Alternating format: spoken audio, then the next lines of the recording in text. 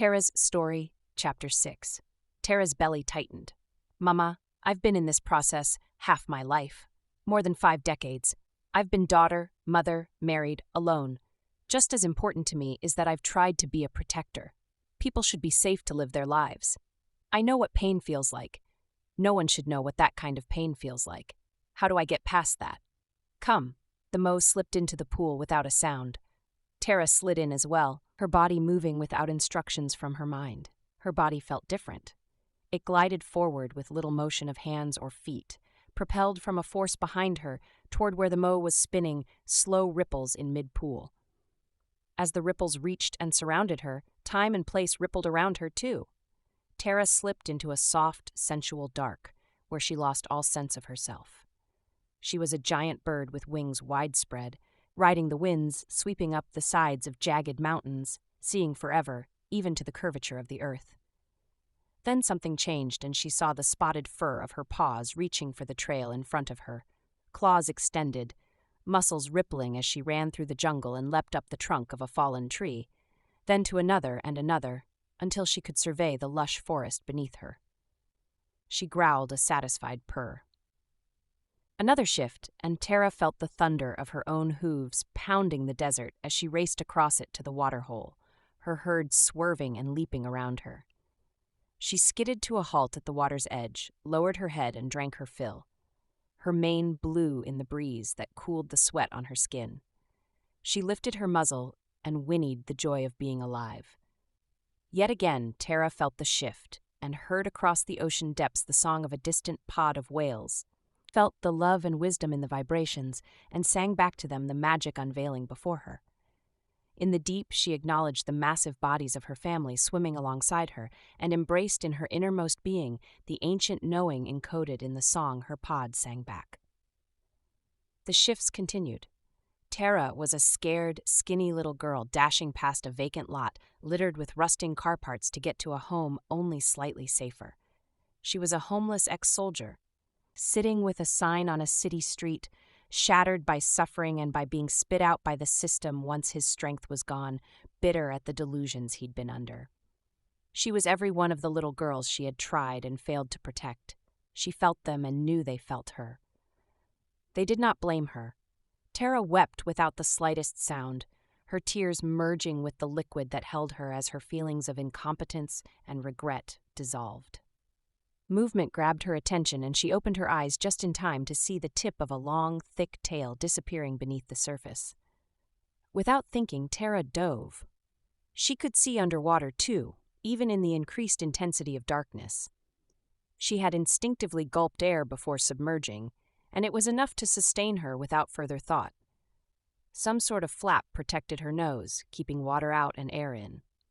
She dismissed it from her thoughts as she tuned into what she was seeing. Here under the slippery water was a garden of plant life waving graceful flowers and fronds in a dance with the current. Here were eels twining around each other, leaving spirals of light like DNA. She saw tiny mer children playing hide-and-seek in the garden and heard their laughter as they chased each other to home base. A mer mother came galloping up on a seahorse. Do seahorses gallop? To check on her bigger kids, while the mer papa in the corner, sheltered beneath a particularly lush growth, popped out new infants. Ah, seahorses have got it right. There were shadows, too, of larger swimmers that would have made her nervous, except somehow they didn't. Somehow she sensed that they kept a respectful distance. Shifting her awareness to herself again, Terra ran her tongue around her mouth, startled, not startled to feel several rows of sharp teeth. She noted again that without effort of arms or legs, she was still propelled forward easily by a force behind her. A tail? I have a tail? Of course you do. She heard, though she couldn't see Mama. What else do you see? Close your eyes to look. When she closed her eyes, Terra saw dozens of ugly creatures skittering away from her gaze. Those are your fears, daughter. They are what pull your strings, until you become aware of them. That's why they're trying to hide. Look closer. Now Terra could see the fear on their faces, and then she could see sadness, too, and loneliness, and longing, and as she watched, she saw them weaken. They're shriveling. Yes, now go deeper. Mama's voice was a magnet pulling her without effort toward Light? How can that be? I don't understand. Terra continued to glide, external vision shut, in an effortless spiral through the depths of the silky water, to an inexplicable glow. She watched as, one by one, the distorted forms of her fears disappeared into a ball of golden white light. This light inside her was like a miniature sun, radiating acceptance, offering transformation. Energy pulsed through her heart and into her belly, then radiated throughout her body. Then something truly unexpected happened. The fear thoughts that had vanished into her miniature sun were popping out again. But just as she somehow knew what each of them had been, she now knew they were an army of little warriors with big grins and straight, healthy bodies. I'm not enough had become I've got this. Nobody sees me waved and danced, shouting, I am. I see me.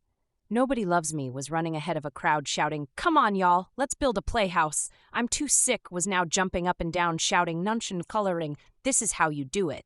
I'm scared, weak and helpless stood with feet planted, shield and sword held high. Enough, it stops here and now. The pain that had tied knots in Terra's gut unraveled as waves of well-being coursed through her.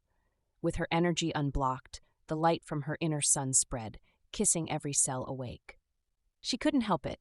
She lifted her face and smiled, which seemed to activate a current she could feel carrying her through this alternate reality, eyes still closed, until she felt herself burst through the surface of the water. Terra's eyes flew open. Simeona sat on the edge of the pool, a peaceful smile spreading across her features. Terra shrieked as something large and strong came up beneath her, lifted her up and tossed her, kersplash, back into the pool. When she surfaced again, sputtering and shaking water out of her eyes and hair, she saw Mama leaning back on her elbows beside Simeona at the edge of the pool, grinning mischievously. Now she had to kick a little to stay afloat. Still in her alternate reality, reeling from all she'd experienced, Terra stretched out her arms and swam across the pool to where the two sat, slightly apart from each other, leaving room between them. Terra hesitated. You two, you've already got me surrounded. I'm a little nervous about letting you hem me in. What else do you have in mind? Simeona smirked. You got a complaint, girl?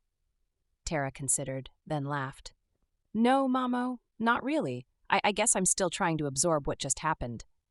What just happened, girl, is you got a taste of Mo magic to help you get your journey going. Terra nodded. That was definitely a jump start. I feel different inside. My body feels different, too. She forced herself past the overwhelm to look directly into Mama's eyes. Ah, just like before. You already know exactly how I feel and what I'm thinking. Mama pursed her lips and blinked. Or was that a wink?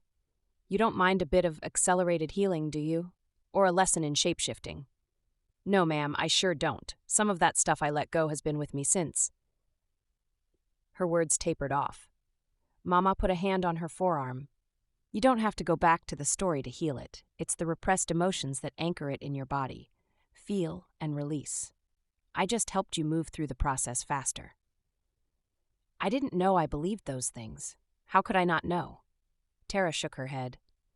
People don't, hon, Simeona interjected.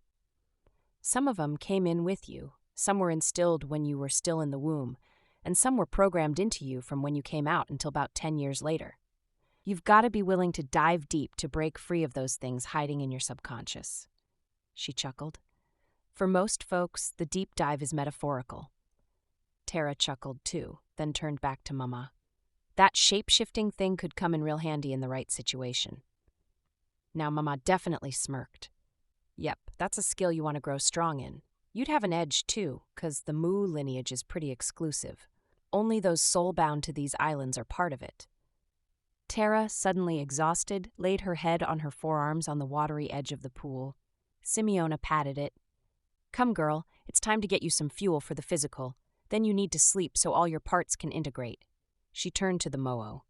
Mama, will you join us outside by the fire? I need to feed this one and myself, too. The Mo's eyes sparked as she considered. Maybe later I'll come, but first I've got some things to take care of. I'll feed myself. She slid silently back into the pool and quickly disappeared into its depths.